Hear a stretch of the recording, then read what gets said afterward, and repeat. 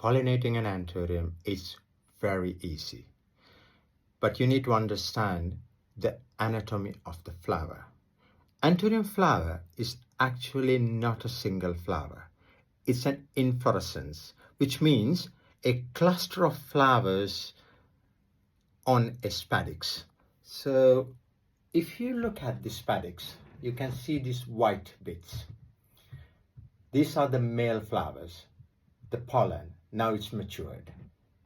And if you look at this spadix, you can see no white bits, but it's sticky, gluey, moist spadix, which means the female flowers are ready.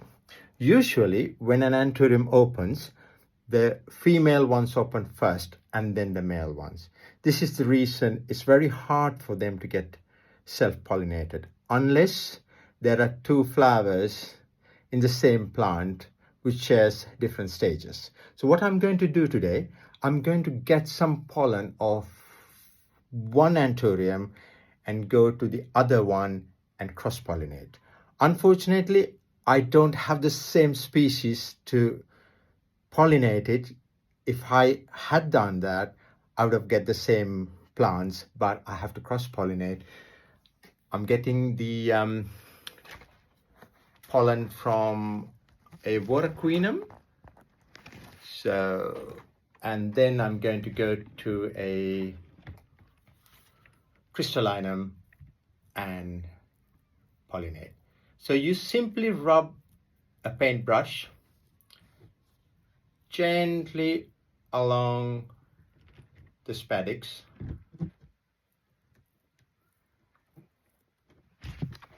and get some pollen.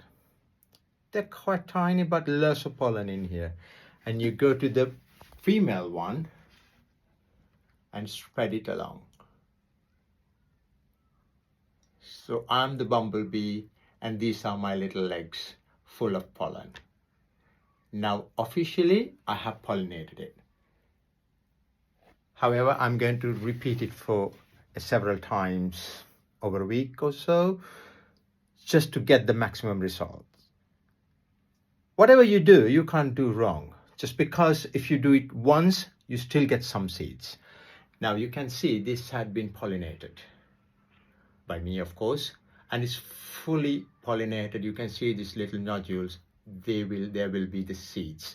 And you get about 100, 200 seeds, depends on the species. So I'm so looking forward to see what's going to happen there, just because it's going to be something new for me, because I cross-pollinated a Voraquinum into a crystallinum. So interesting. Let's see.